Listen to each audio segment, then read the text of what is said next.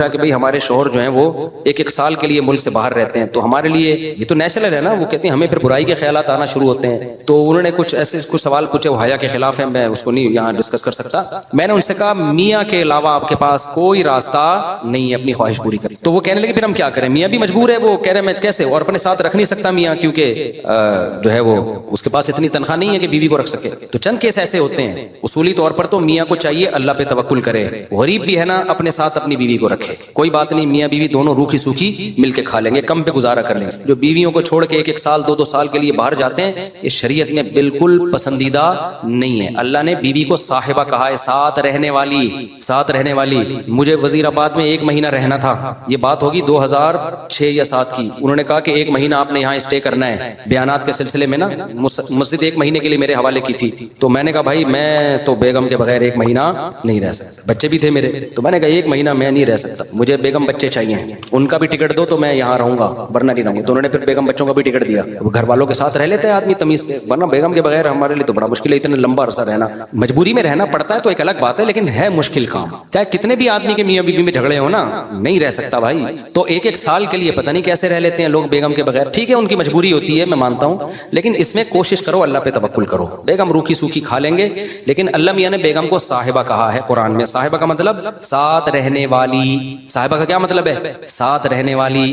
تو اس کا مطلب جب شادی ہو گئی تو وہ پھل ترو کی طرح تمہارے ساتھ چپک گئی ہے. پھل ترو کی طرح اس لیے کہہ رہا ہوں کہ لوگ پسند نہیں کرتے، لیکن اللہ نے اس کو آپ کے ساتھ کیا کر دیا ہے، اب جہاں جاؤ گے بیگم صاحبہ ساتھ ہوں گی. شارٹ ٹائم کے لیے جانے کا الگ بات ہے، لانگ ٹائم کے لیے جانا ہے تو بیگم آپ کے ساتھ اللہ نے بولو چپکا دی. وہ خود بھی گناہ سے بچے گی، تم بھی گناہ سے بچو گے. تو اس لیے یہ طریقہ ٹھیک نہیں ہے سال کے لیے میاں بیوی کا دور رہنا.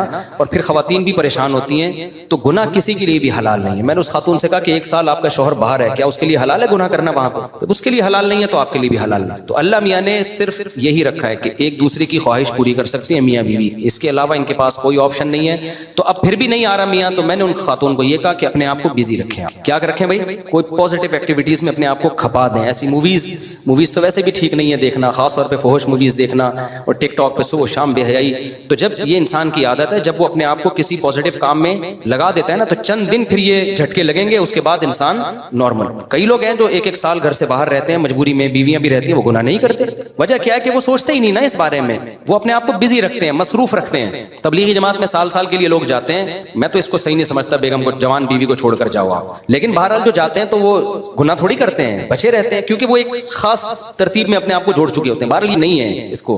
تبلیغی جماعت میں سال کے لیے جا رہے ہو، اگر شادی شدہ ہو بیگم کو بھی لے کے جاؤ ساتھ میں. ہم تو یہی کہتے ہیں تبلیغ والوں سے کہ بھائی اگر سال کے لیے جا رہے ہو نا، تو یہ زمانہ بہت خطرناک زمانہ ہے. حضرت عمر نے جہاد میں نہیں چھوڑا تھا، تو یا اس کے لیے جو ہے وہ ایجڈ ہو گئی ہے، بوڑھی ہو گئی ہے، ایک الگ بات ہے. لیکن آج کل بہت مسائل کھڑے ہونے کا خطرہ ہوتا ہے. لوگ کہتے ہیں نہیں فلاں سال کے لیے گیا کوئی مسئلہ نہیں ہوا. بھائی مسئلہ ہونے پر حکم کا مدار نہیں ہے، فتنے پر حکم کا مدار ہے، خوف پر. بے پردگی جب ہوتی ہے تو لازمی زنا نہیں ہوتا، لیکن زنا کا خطرہ ہوتا ہے. تو خطرے کی بیس پہ شریعت نے عورت کو پردے کا حکم دیا ہے، سمجھ رہے ہو؟ تو آپ اپنی بیگم کو 1 سال کے لیے، جوان بیوی ہے، اس کو چھوڑ کے چلے گئے تو ضروری نہیں کہ وہ برائی میں لگے، لیکن برائی کا خطرہ ہے نا. تو خطروں کی بیس پہ حکام دیے ہیں شریعت نے. برائی کا یقین ہو پھر تو بالکل ہی حرام ہے. تو خطرے کی بیس ہے، خطرہ اس بات کا. اس لیے اتنا لمبا بیگم کو چھوڑ کے جانا ٹھیک. اور میں آپ سے بتاتا ہوں، دیکھو جس کو بیوی کے حقوق دینے ہو نا، اپنی بیٹی کو سامنے رکھ کے سوچ لے. آپ یہ چاہتے ہو کہ آپ کی بچی کی شادی ہو اور داماد اس کو 1 سال کے لیے چھوڑ کے چلا جائے، تو آپ اپنی بیٹی کے لیے پسند کرو گے اس بات کو؟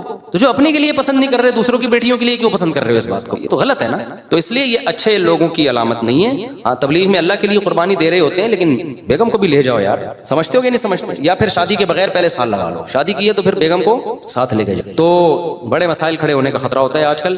تو اس لیے اس میں جب، اور اگر نہیں ہے کوئی صورت نہیں بن رہی ہے، تو پھر اپنے آپ کو مثبت ایکٹیویٹیز میں اتنا کھپا دو. تو میں آپ کو گارنٹی سے کہتا ہوں چند دن چند مہینوں کے بعد آپ کے دماغ سے وہ خیالات نکل جائیں. تو آپ مصروف کر دو گے اپنے آپ کو. لیکن اس بیس پہ آپ کے لیے کوئی بھی گناہ حلال نہیں، گناہ حلال نہیں ہوگا آپ کے. اچھا بھائی، جلش طاہر شمیر رحیم یار خان انٹرچینج سے جب بھی گزر ہو میرے پاس کھانا. اچھا صلو علی الحبیب، چلیں کبھی گزریں گے. لیکن وہی ہے، کسی سے ملاقات نہیں کروانی، سیدھا کھانا کھانا رکھ دینا ہے, اصرار نہیں کرنا, ہماری مرضی کھانا کھائیں نہیں کھائیں, نکل لیے پھر ٹھیک. ایسی دعوت ہمیں بہت اچھی لگتی ہے. دیکھو مجھے وہ مہمان اچھا لگتا ہے جو بے تکلف ہو. آپ سمجھتے ہو نا میری اس پوری تقریر سے کہ میں لوگوں سے ملنا نہیں چاہتا, ایسا نہیں ہے. بے تکلف آدمی مجھے پسند ہے. میرے پاس 3 دن بھی لوگ ٹھہر کے جاتے ہیں جو میرے رشتے دار نہیں ہیں, لیکن یہ وہ لوگ ہیں. کیسے لوگ ہیں؟ ابھی پشاور سے میرے پرانے دوست آئے ملنے کے لیے. آئے, میں نے کہا السلام علیکم, کیا حال ہے, سب سیٹ چل رہا ہے؟ الحمدللہ. اس کے بعد پتہ نہیں مجھے, میں بھول گیا, وہ خود ہی جا کے کھانا کھا رہے ہیں. میں تو مصروف آدمی ہوں بھائی, خود ہی کھانا کھا رہے ہیں, لیکن برا نہیں محسوس کر رہے. پھر جب مجھے ٹائم ملتا ان کو بلا لیتا, آ جاؤ یار بیٹھتے ہیں, یا بھائی چائے بنا کے لاؤ, بھائی ان کو بھی پلاؤ مجھے بھی پلاؤ. پھر کھانے کے ٹائم پہ مجھے یاد آیا ارے وہ آئے ہوئے ہیں, میں نے کہا آپ بھی آ جاؤ کھانا کھا لو. انہوں نے کھانا کھا لیا, صحیح ہے نا. پھر بھول گیا میں کہاں گئے, پتہ نہیں کہاں گئے. پھر اگلے دن مجھے یاد آیا اڑے بندہ آیا ہوا ہے بھائی, لیکن وہ ناراض نہیں ہو رہا. پھر میں آیا, جب میں فارغ ہوا میں نے کہا آ جاؤ یار, میں نے فلاں جگہ جانا ہے بیان کے لیے, آپ بھی میرے ساتھ ہی گاڑی میں آ جاؤ. اپنے ساتھ گاڑی میں بٹھایا, لے گئے ان کو, بیان کیا, گھمائے, پھر آیا اپنے ساتھ ہی واپس لے. پھر بھول گیا میں, پتہ نہیں بندہ گیا کہاں پہ. تو وہ ناراض نہیں ہوئے. 3 دن اسی طرح ہم نے ہنسی خوشی گزارے. اس کے بعد وہ نکل لیے. انہوں نے کہا میں پشاور پہنچ چکا ہوں. میں نے کہا یار کوئی میری طرف سے کوتاہی ہو گئی, معاف کر دینا. کہہ رہے کہنا تو یہ چاہیے تھا, بدتمیزی کی انتہا کر دیا, لیکن وہ خوش تھا. ایسے بندے 100 دفعہ ہیں. میں نے تو ایک کمرہ اسپیشل مہمانوں کے لیے بنایا ہوا ہے, واش روم کے ساتھ, کہ مہمان آئے اسٹے کریں یہاں پہ. لیکن وہ مہمان جو تکلف والا نہ ہو کہ جی پوچھا نہیں مجھے ناشتے میں مفتی صاحب نے, بھائی ہماری بہت ٹینشن ہے, ابھی تجھے پوچھیں گے تو ہم تو گھر والوں کو کون پوچھے گا. ہاں کوئی بہت میرے ٹیچر آ جائے نا, استاد آ جائے, معزز مہمان, کوئی بہت ہی اپر لیول کا, میرے ٹیچر آ جائے, میرا چاچو آ جائے, وہ چاچو تو میرے بیچارے انتقال ہو گیا, میرے ماموں آ جائیں, تو ان کے ساتھ یہ سلوک نہیں ہوگا. نارمل دوست احباب بے تکلف رہ کر وہ آتے ہیں, وہ رہتے بھی ہیں, تو وہ رہتے ہیں. ان کو میں ٹماٹر لینے چلا گیا, سبزی لینے چلا گیا. مجھے جدہ میں ایک صاحب ملے, دوست تھے, تو کہنے لگے میں فلانا, میں نے کہا چل میرے ساتھ ہی عمرہ کر بھائی. تو ان کو میں نے ساتھ لے گیا, عمرہ کرایا اپنے ساتھ ہی. عمرہ کراتے رہے ہوتے پتہ نہیں کہاں بھی چڑھ گئے, مجھے اب تک پتہ نہیں چلا. ٹھیک ہے نا. تو جو ناک پہ مکھی والا آدمی ہوتا ہے نا, وہ خود بھی ٹینشن اور دوسرے کو بھی ٹینشن. بالکل اس کی مثال ایسے ہے جیسے دامادوں کی 2 قسمیں ہیں. ایک داماد وہ ہوتا ہے جب وہ سسرال جاتا ہے تو سسرال ٹینشن میں آ جاتا ہے کہ ان کے لیے چائے بنانی ہے, ان کو پوچھنا ہے, اگر ان کو نہیں پوچھا تو ناراض ہو جائیں گے, میں گھنٹے سے آ کے بیٹھا ہوا ہوں, میرے اس گھر میں کوئی عزت نہیں ہے, وہ ٹینشن میں چلا جاتا ہے یہ داماد. اور ایک میرے جیسا بھی داماد ہوتا ہے, الحمدللہ. آپ میرے سسرال سے پوچھ لو, آج سے نہیں ہمیشہ سے, جب میں مشہور نہیں تھا تو بھی میرا یہی ایٹیٹیوڈ تھا. میں اپنے سسرال جاتا تھا, مجھے پوچھ لیا ٹھیک ہے, نہیں پوچھا تو بیٹھا بیٹھا بے عزت ہو کے نکل آتا تھا. مجھے بے عزتی فیل نہیں ہوتی تھی, سمجھ رہے ہو نا, کیونکہ بھائی ہم تو آئے ہیں اللہ کا حق دینے کے لیے. اللہ نے کہا ہے سسرال والوں سے ملا کرو, ہم تو آئے, ملے, کوئی ملا ٹھیک ہے, نہیں ملا تو بھی ٹھیک ہے. سمجھ میں آ رہی ہے بات کہ نہیں آ رہی ہے؟ میرے سسرال والوں سے, میرے تو ہول سیل کے حساب سے سسرالز ہیں, ان سے پوچھو. میرا سسرال الحمدللہ کبھی ٹینشن بھی نہیں آتا جب میں سسرال جاتا ہوں کہ مفتی صاحب آئے ہیں تو ان کے لیے یہ پکانا پڑے گا, یہ نہ ہو وہ نہ ہو. کوئی کھانا کھلا دیا ٹھیک ہے, نہیں کھلایا پہلے سے بےزتی کا دماغ میں رکھ کے جاتا ہوں. مذاق کر رہا ہوں, بےزتی کی نہیں, اس کو بےزتی تھوڑی کہتے ہیں. چلے گئے, پوچھ لیا ٹھیک ہے. میرا ایک سسرال ہے, اس میں کیا ہوا کہ میں پہلا سسرال تھا, اس میں پہلا داماد تھا نا, ان کو پتہ نہیں تھا داماد کس ٹائپ کے ہوتے ہیں. تو میں جاتا تھا, مجھے چائے کا پوچھ لیتے تو ٹھیک تھا, نہیں پوچھ لیتے, ویسے تو پوچھتے ہیں الحمدللہ, جو کھلا دیا کھا لیا, نہیں ہے تو نہیں. ہاں اپنے گھر میں پھڈا کرتا ہوں, اپنے گھر میں پھڈا کرتا ہوں, کھانا آپ کیوں نہیں بنا بھائی, میں بھوکا ہوں, میں بیٹھا ہوا ہوں, کھانا ہی نہیں بنا, تو وہ میرا میٹر گھومنا نہیں چاہیے لیکن گھوم جاتا ہے بعض دفعہ, کیونکہ میں بہت نیک تو ہوئی نہیں. تو اب کیا ہے کہ سسرال میں ہم گئے, میرا ایک سسرال تھا نا, تو اس کا بتا رہا تھا, میں گیا, انہوں نے کبھی پوچھا کبھی نہیں پوچھا. یہ 2012-13 کی بات ہے, تھوڑا کافی اس وقت میں بہت مشہور ہو چکا تھا. تو پوچھ لیا ٹھیک ہے, نہیں پوچھا تو بھی کیا ہے ٹھیک ہے. ان کے گھر میں ایک اور داماد آ گیا, وہ نخرے والا, وہ آ رہا ہے تو بیٹھا ہے بھائی ہے, اس کو کم وقت کو کھلاؤ, اس کو پلاؤ, اس کو پوچھا نہیں, اور وہیں بڑھ گیا وہ سسرال ہی کے بالآخر خرچے پہ کیا ہو گیا.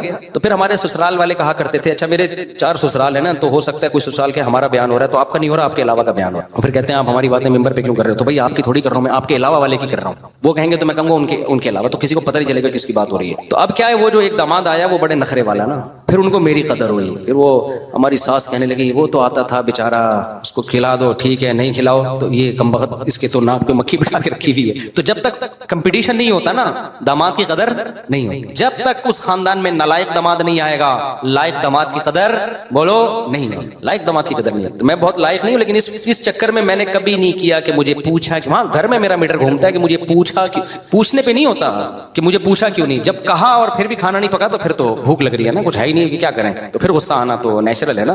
تو یہ دماغ سے نکال دو, جو مہمان بھی جب کسی گھر میں بن کے جاؤ تو بے تکلف ہو کے رہو, پوچھ لو ٹھیک ہے, نہیں تو بازار سے خرید کے کھا لو, بازار سے خرید کے لو. گھر میں بھی میرا یہ معمول ہے, اگر میں نے گھر والوں کو پہلے سے کھانے کا نہیں کہا, گھر میں کیا کھانا ہے ٹھیک ہے نہیں ہے, تو میں خادم کو فون کرتا ہوں, گارڈوں کو بولتا ہوں تم نے کیا پکایا ہوا ہے آج, کچھ پکایا ہوا ہوتا ہے ان کے ساتھ کھا لیتا ہوں, نہیں ہے تو ہوٹل سے منگوا لیتا ہوں. تو یہ ہمارے مسائل تھوڑی ہیں یار, بڑے مسائل کی طرف آؤ. اصل مسئلہ تو یہ ہے وہ جو میں بتاتا رہتا ہوں, وہ میں دوبارہ نہیں چھیڑوں. تو خلاصہ اس پوری تقریر کا یہ نکلا, اپنے قصے کہانیاں سنانا مقصد نہیں ہے, پوری تقریر کا خلاصہ یہ نکلا کہ تکلف والا آدمی اللہ کو بھی پسند نہیں ہے, پبلک کو بھی پسند نہیں ہے. دوسروں پہ نہ بوجھ بنو, نہ دوسروں کو بوجھ سمجھو, یعنی ایسے لوگوں سے تعلق رکھو جو آپ پہ بوجھ نہ بنے. آئے بیٹھے داماد بھی ایسے پالو, آئے بیٹھے کچھ مل گیا کھانے کو ٹھیک ہے, نہیں تو وڑ جائے یہاں سے, دفع ہو جائے یہاں سے, ٹھیک ہے نا.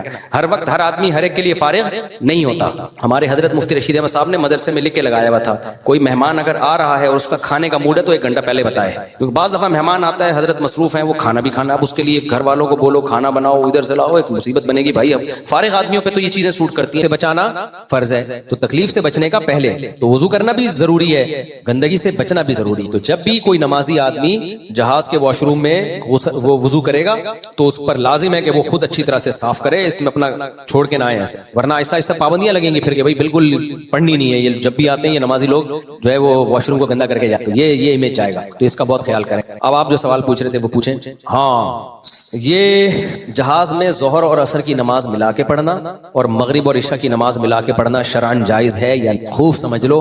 کسی بھی حدیث, صحیح حدیث اور صریح حدیث, صریح کا مطلب ہوتا ہے جو اپنے معنی پر بالکل واضح ہو, اور صحیح کا مطلب سند کے لحاظ سے کیا ہو, صحیح ہو. کسی بھی حدیث میں واضح طور پر نہیں ہے کہ نبی صلی اللہ علیہ وسلم نے حج کے علاوہ 2 نمازیں اس طور پر اکٹھی پڑھی ہیں کہ ایک نماز کو دوسرے وقت کے اندر داخل کیا ہو یا دوسری نماز کو پہلے وقت کے اندر ہی پڑھ لیا ہو آپ صلی اللہ علیہ وسلم. صحیح ہے بخاری میں عبداللہ بن مسعود رضی اللہ تعالیٰ عنہ کی حدیث ہے کہ نبی صلی اللہ علیہ وسلم نے حج کے علاوہ کبھی بھی 2 نمازیں اکٹھی نہیں پڑھی ہیں. لیکن خود عبداللہ ابن مسعود ہی بیان کرتے ہیں کہ نبی نے سفر میں 2 نمازیں اکٹھی پڑھی ہیں. اب یہ تو نہیں ہو سکتا نا کہ ایک ہی صحابی یہ بھی کہہ رہے ہیں کہ اکٹھی نہیں پڑھی اور وہی صحابی کہہ رہے ہیں اکٹھی پڑھی. دونوں باتیں ٹھیک ہو سکتی ہیں اور دونوں حدیثیں صحیح ہیں. تو اس سے پتہ چلتا ہے کہ جن حدیثوں میں بھی آتا ہے, بخاری مسلم کی حدیثیں ہیں جن میں آتا ہے کہ نبی نے 2 نمازیں اکٹھی پڑھی ہیں, اس میں اکٹھی پڑھنے کا مطلب کچھ اور ہے, اور جن حدیثوں میں آتا ہے اکٹھی نہیں پڑھی ہیں ان میں اکٹھی نہ پڑھنے کا مطلب بولو کچھ اور ہے. امام حنیفہ بہت ذہین تھے, ایسے ہی نہیں فوراً حدیث سامنے آتی تو فتویٰ دے دیا کرتے تھے, بہت ڈیپ میں جا کے انہوں نے قرآن و سنت پہ غور کیا.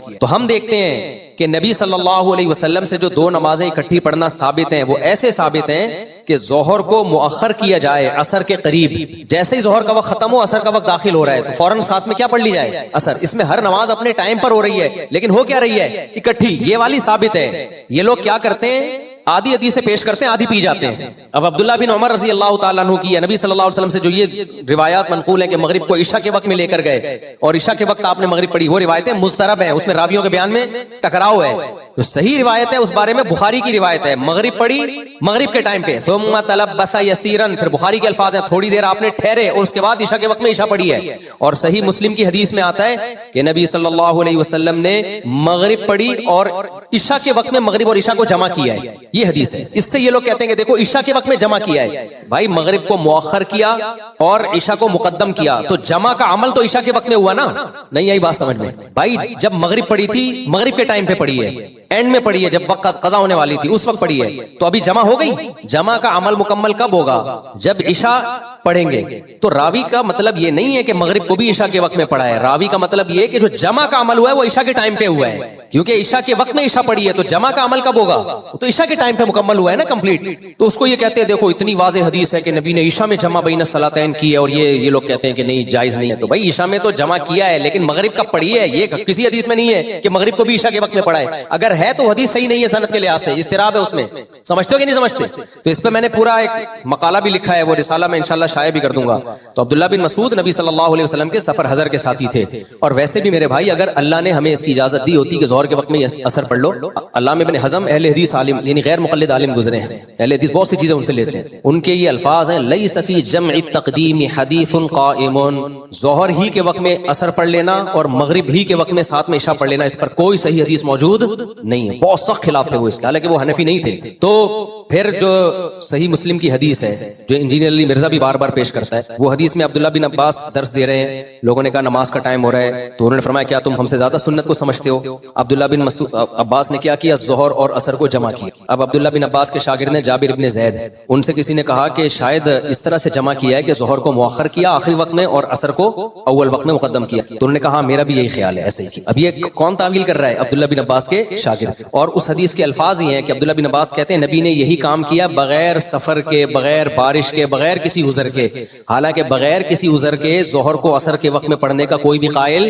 نہیں ہے، سمجھتے ہیں؟ تو انجینئر علی مرزا نے اس سے استدلال کیا کہ کبھی کبھار یہ بلا وجہ بھی جائز ہے، بلکہ یہاں تک بھی جائز ہے کہ شاپنگ کرنے جانا ہے تو ظہر کو عصر کے وقت میں پڑھ لو۔ تو یہ اگر اس طرح سے میرا بھائی کھاتا کھلا ہوا ہوتا تو قرآن کیوں کہتا حافظوا علی الصلوات والصلاۃ الوسطی، نمازوں کی حفاظت کرو، خصوصاً درمیانی نماز۔ اور حفاظت کا مطلب صحیح حدیث میں عبداللہ بن عباس کہتے ہیں حفاظت کا جو قرآن نے جگہ جگہ حکم دیا اس کا مطلب یہ ہے کہ ہر نماز کو اپنے وقت پہ پڑھا جائے۔ نبی صلی اللہ علیہ وسلم کی بخاری کی حدیث ہے، فرمایا لیس فی النوم التفریط، سوتے میں اگر نماز نکل گئی تو اس میں گناہ نہیں ہے، فرمایا گناہ اس میں ہے کہ جاگتے میں نماز کو اپنے وقت سے مؤخر کرو، جاگتے میں نماز کو اپنے وقت سے۔ تو نماز کو اپنے وقت سے مؤخر کرنے کی نہ نبی نے سفر میں اجازت دی، نہ نبی نے بولو حضر میں اجازت دی۔ تو اس میں امام حنیفہ کا موقف کمزور نہیں ہے، بہت مضبوط ہے، اس طرح تمام حدیثوں میں تطبیق ہو جاتی ہے۔ لیکن یہ لوگ ہمیں پتہ ہے کیا کہتے ہیں جب دلائل کہتے ہیں چونکہ حنفی ہے نا اس لیے، بھائی ہم حنفی ہیں اس لیے کہ دلائل بہت مضبوط ہیں امام صاحب کے۔ یہ ایسا ہی ہے جیسے میں اسلام کو پروموٹ کر رہا ہوں، دلائل دے رہا ہوں، غیر مسلم کہتے تو چونکہ مسلمان ہے نا تو نے اسلام ہی کو وہ کرنا ہے۔ یہ تو پھر کہیں بھی آپ کہہ سکتے ہو، جو ملحد ہے وہ خدا کے انکار کے دلائل دے گا، میں کہوں تو چونکہ ملحد ہے تو نے تو یہی کہنا ہے کہ خدا نہیں ہے، تو پھر تو کبھی مباحثہ ہو ہی نہیں سکتا۔ جب آپ سے دلیل پوچھی جاتی ہے اس کا جواب دلیل سے دیا کرو، اس کا جواب میں علماء دیوبند کے حوالے مت دیا کرو۔ یہ لوگ یہ بھی کر رہے ہوتے ہیں، میں 3 طلاق پہ کتنا کہتا ہوں کہ 3 طلاقیں ایک ہوتی نہیں ہے، فوراً علماء دیوبند کے حوالے، فلانے علماء دیوبند نے لکھا اختلافی مسئلہ ہے، بھائی لکھنے پر گورنمنٹ کی طرف سے کوئی پابندی نہیں ہے، آپ صحابی سے پیش کرو۔ اچھا ایک صاحب آئے انہوں نے صحابہ کے نام بتائے، فلاں صحابی نے بھی کہا 3 ایک ہوتی ہیں، پھینکنے پر گورنمنٹ کی طرف سے کوئی پابندی نہیں ہے، کہتے رہو۔ لوگ کہہ رہے ہیں مفتی طارق مسعود کا تو پروگرام ہی بڑھ گیا، اس نے تو اتنے حوالے دے دیے، ایک بھی حوالہ نہیں دیے، باتیں پھینکی ہیں بس، ٹھیک ہے نا؟ فلاں نے بھی کہاں ہے یہ، کوئی سند تو پیش کرو اس کی، پھینکتے رہو بیٹھ کے میڈیا پہ بیٹھ کر، اور لوگ بے وقوف ہیں وہ بھی کیچ کر رہے ہوتے ہیں، بیٹھ وہ بھی کیچ کر رہے ہوتے ہیں۔ 3 طلاقوں کا ایک کہنا اسلاف سے کہیں بھی ثابت نہیں ہے، اکٹھی 3 طلاقوں کا ایک کہنا، ایسی باتیں ہیں۔ تو اور اگر کسی دیوبندی عالم نے لکھ دیا تو لکھنے پر گورنمنٹ کی طرف سے کوئی پابندی نہیں۔ ہم نے دیوبندیوں کا کلمہ پڑھا ہی نہیں، ہم نے تو اللہ اور اس کے رسول صلی اللہ علیہ وسلم کا، میں اللہ اور اس کے رسول سے کچھ نہیں دکھا سکتے۔ پھر یہ آتے ہیں ان کے اپنے علماء نے لکھا ہے، لکھ دو بھائی، ہمارے سارے علماء بھی لکھ دیں، ہم پھر بھی نہیں مانیں کہ ہم نے کلمہ کس کا پڑھا ہے، اور ہمیں یہ بات علماء دیوبند نہیں بتائی ہے کہ ہم نے کلمہ کس کا پڑھا ہے، اللہ اس کا۔ اور ہم علماء دیوبند کو پسند بھی اس لیے کرتے ہیں کہ ان کے دعوے برائے دعوے نہیں ہیں، وہ منجن نہیں بیچتے ہیں، ان کے پریکٹیکل لائف میں ہم نے ان کو دیکھا ہے کہ وہ جب اللہ رسول کی بات آتی ہے تو اپنے اکابر کو بھی چھوڑ دیتے ہیں، اور اگر کوئی دیوبندی عالم نہیں چھوڑ رہا تو وہ خود غلط کر رہا ہے، ہم نے اس کا ٹھیکہ، اس کو سیٹ کرنے کا ٹھیکہ نہیں لیا ہم نے۔ تو اس لیے ہمیں نہیں ملتا کہ 2 نمازیں نبی صلی اللہ علیہ وسلم نے اکٹھی پڑھی ہوں اس طریقے سے، ہاں اکٹھی اس طریقے سے ضرور پڑھی ہے، ظہر کو عصر کے وقت کے قریب لے گئے اور عصر کو مقدم کر لیا، اس طرح سے پڑھی ہے۔ اور عبداللہ بن عباس کی حدیث کا بھی یہی مطلب ہے، عبداللہ بن عباس کہتے ہیں نبی صلی اللہ علیہ وسلم نے بغیر کسی عذر کے بھی 2 نمازیں اکٹھی پڑھی ہیں، بالکل اکٹھی پڑھی ہیں۔ علامہ شوکانی جو غیر مقلد عالم تھے انہوں نے بھی لکھا ہے کہ اکٹھی کا مطلب کیا ہے، یہاں پہ ظہر کو عصر کے قریب اور عصر کو مقدم۔ یہاں ایک سوال لوگ کرتے ہیں کہ بھائی اس سے تو اور مشکل ہو جائے گی، اس زمانے میں یہ دیکھنا کہ ظہر کا وقت بالکل عصر کے قریب اور سورج کی کرنیں دیکھنا، یہ تو بہت ٹینشن والا کام ہے۔ بھائی یہ ٹینشن والا کام آپ کے لیے، جو لوگ صبح شام سورج کے سائے دیکھ کے نمازوں کے اوقات متعین کرتے تھے ان کے لیے کوئی ٹینشن کا کام نہیں تھا، اور ٹینشن کا کام جب ہوتا جب یہ واجب ہوتا، واجب تھوڑی آپ اپنی سہولت سے دیکھ لو، آپ کو وقت کا پتہ چل رہا ہے تو کر لو، نہیں پتہ چل رہا تو نہیں کرو یہ کام۔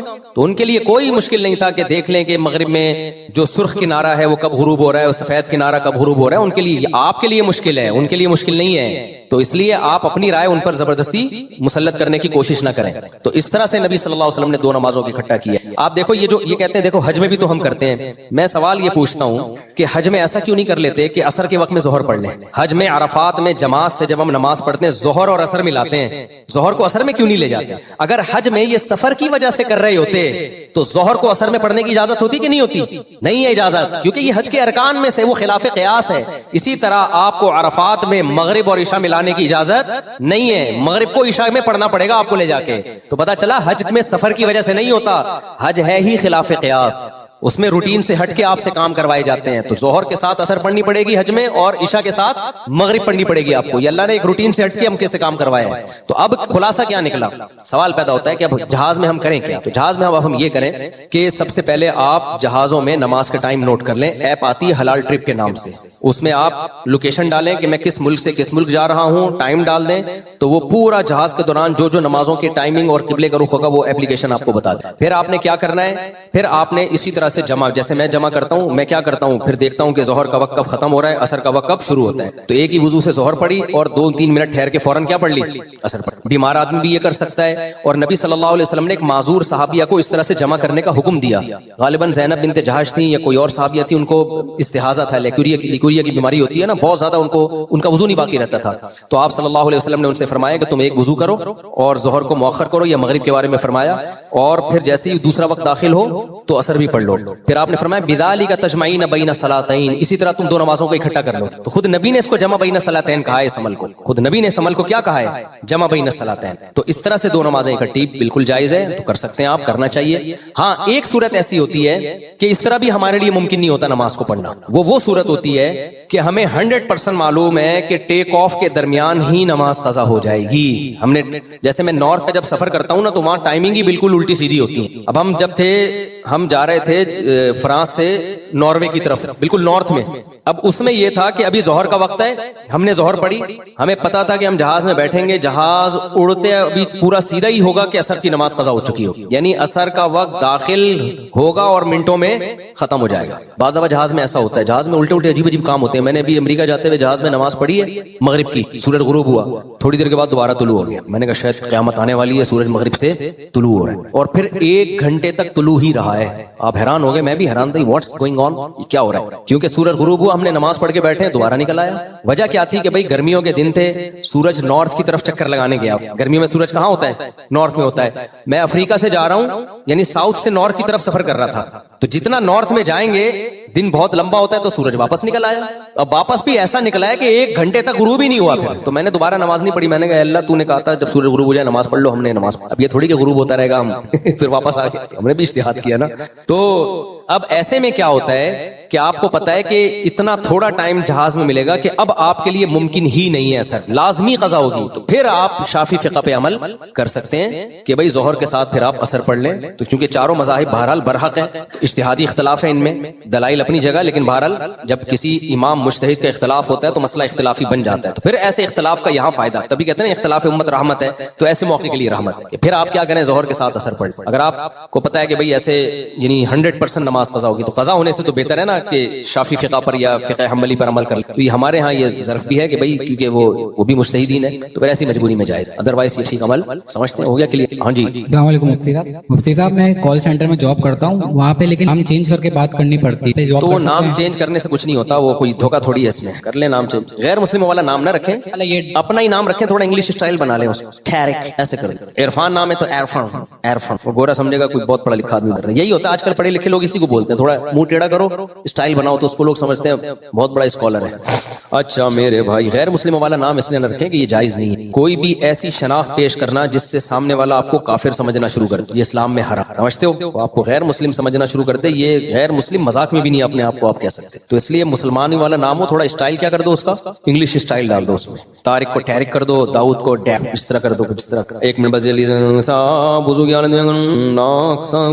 وضو میں جو خون ناک سے خون نکلتا ہے, اگر بہتا ہوا خون ہے تو وضو ٹوٹ جائے گا. اگر خون کی پٹکیاں نہیں نکل رہی ہوتی, نزلہ سڑ جاتا ہے, اس سے وضو نہیں ٹوٹتا. مفتی صاحب نماز کا وقت پہلے اپنی نماز ادا کریں. بھائی نماز کا وقت داخل ہونے پر پہلے اپنی نماز ادا کریں یا پہلے قضاء عمری پڑھیں, دونوں طرح سے جائز ہے, دونوں طرح سے جائز. مفتی صاحب اگر پیشاب کی بیماری زیادہ بڑھ جائے, نماز کے دوران نکلے اور عام وقت میں کیا دھوئے بنا نماز پڑھ سکتے ہیں؟ اس کا بھی یہی طریقہ ہے, معذور آدمی 2 نمازیں اکٹھی پڑھ لے. اگر بار بار پیشاب کی بیماری ہے تو بھئی آخری وقت میں وضو کرے اور ظہر پڑھے اور پھر فوراً تھوڑی دیر میں عصر پڑھ لے. نبی صلی اللہ علیہ وسلم نے اس طرح نمازیں اکٹھے کرنے کا حکم دیا ہے معذوروں کو, صحیح حدیث سے یہ بات ثابت ہے. بوڑھوں کے لیے بھی یہی ہے, بیماروں کے لیے بھی یہی ہے, مریضوں کے لیے بھی یہی ہے. جو مریض ہوتے ہیں وہ 2 نمازیں اکٹھی پڑھیں, ان کو وضو کرا دیں اور اپلیکیشن میں بتا دیں بھئی یہ ٹائم ہے نماز کا, آخری وقت میں آپ وضو کریں, ظہر پڑھیں, تھوڑی دیر میں عصر کا وقت داخل ہو جائے گا, فوراً کیا پڑھ لیں, عصر. اللہ نے جو حکم دیا نا عصر کی نماز کی حفاظت کرو, یہ اور یہ جو اللہ نے کہا ہر نماز متعین اوقات پر ہے, یہ سفر میں کے بارے میں آیت نازل ہوئی اور جہادی سفر میں, اس میں اللہ کہہ رہا ہے ہر نماز کا ایک ٹائم متعین ہے, اس کو آگے پیچھے کرنے کی اجازت نہیں. تو اس لیے یہ بہت ہی اہم. چلیں اچھا, ایک سوری سوری ایک اور بات, ارے بھائی ایک اور بات دیکھو, اللہ تعالیٰ نے 4 کی 2 کی کیوں ہیں؟ تاکہ نمازیں اپنے وقت پہ پڑھی جائیں.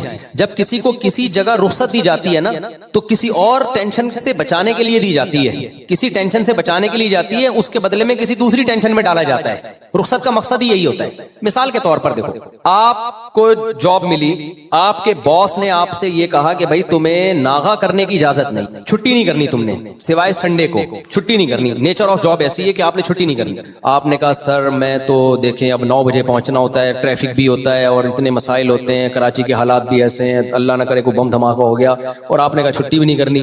تو اب وہ کیا کرے گا, آپ کو رخصت دے گا. وہ رخصت یہ دے گا کہ ٹھیک ہے یار تمہارے لیے میں تمہیں ایک رخصت دے رہا ہوں, 9 کے بجائے تم 11 بجے پہنچ جاؤ. یہ رخصت کیوں دے رہا ہے؟ تاکہ چھٹی والی رخصت کو بچائے.